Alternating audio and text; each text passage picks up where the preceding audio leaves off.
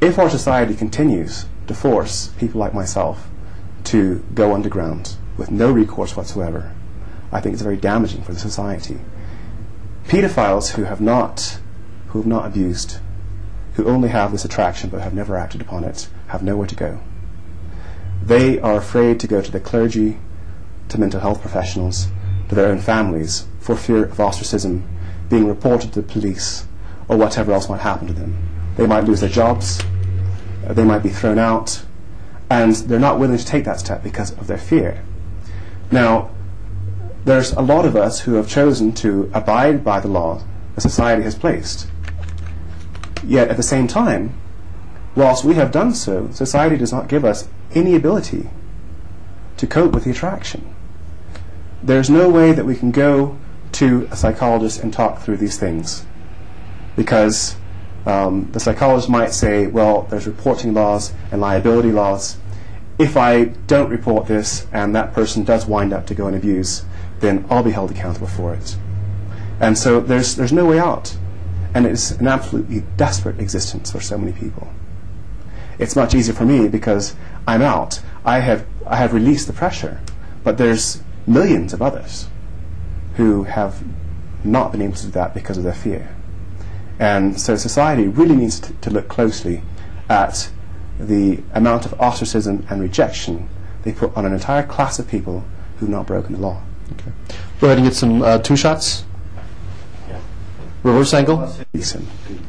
And well, I think that speaks to the priority that the people of the state of Missouri. I mean, if you look at the elected officials in the state of Missouri and the values that they hold, this is what the families in the state of Missouri hold as dear to them. But this is academia, and this is somebody who's not an apologist for pedophilia, simply pointing out a relationship or a correlation between three different social movements that have taken place over the last 100 years, and saying not that he agrees with pedophilia, but simply saying that the way the society is approaching it, which is not rational, which is not based upon scientific or medical research, but upon social views or mores, is very similar to what happened with women's rights and with homosexuality. Well, I think the difference between women's rights and sexuality and pedophilia is the reaction from people is more primal. They want to protect their children, and that is something that is ingrained into a parent. I mean,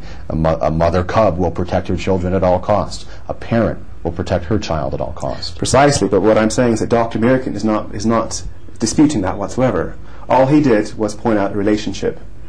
And what I'm saying is that there are a number of people who have pointed out the need for objective research, for dialogue, for discussion, rather than just saying, let's condemn all of these people.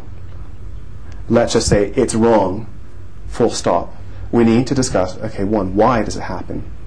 What makes me like I am? Now, I'm very curious about that. I don't know what causes it. I certainly didn't choose to be like this myself. But nobody is interested in doing the research, because any professor who says, I'm going to research this, is going to have his budget slashed. It's going to get censured. Look at the Ryan, Tromovich, and Bowserman 1998 meta-analysis that was censured by the United States Congress, many of whom admitted they never even read the study. And the study, what it said was that it was interviews with a lot of young adults and gauging the long-term trauma or effect of sexual abuse as a child. And the conclusion was that the trauma is not as serious as one would believe, or society believes. That actually the effects are much lower. And because of that conclusion, those three researchers were censored by the United States Congress. And so what I'm saying is that no one is trying to understand this whole situation. They're not trying to understand what makes me like I am, what causes this attraction, and what society's reaction does to people who have this attraction. They're just being completely irrational, saying, kill, this is a witch hunt. This is not an inquiry or a logical progression of thought. It is a witch hunt.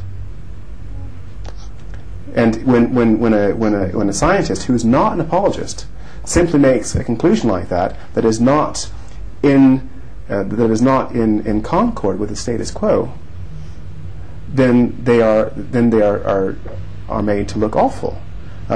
Judith Levine in her book Harmful to Minors, where she advocated sexual experimentation between peers, between teenagers, was censured to the point where there was a lot of pressure upon the University of Minnesota Press not to publish the book in the first place. And she didn't say anything in defense of adults and young people having sexual relationships. Adults don't want to look at, don't want to accept that children are sexual objects. That's right. Because they're something to be protected. I mean, you've got to admit, the American country was built on a puritanical base. Absolutely. And it's still there. It's probably there. It's probably more there now than it has been any other time in the country's recent history. Yeah, and that is a lot of what I'm challenging, because I think that this is unhealthy. It's not just an issue of adults and children having intimate relations. There's a lot of other things. The whole societal view of sexuality is completely warped. The fact that a woman's mammary gland being shown on primetime television is cause for massive outrage is just ludicrous. And I was living in Europe at the time that took place. I'm talking about the Janet Jackson incident. And the Europeans they laughed because it's a breast. And the fact that it seems such a bad thing to show an exposed breast to a television audience is beyond comprehension. Here in Colombia, the age of consent is 14. Does that give you any freedom? No, not at all. You don't see 14-year-old girls as attractive? I find some attractive. I find some adult women attractive. 14's too old for you, though? I wouldn't say it's too old. It's just not my primary focus. If I've had a lot of relationships with adult women. I've been married. I know a lot of people who can't. But in my case, it's not impossible to have a relationship with an adult. Hello? I'm just going to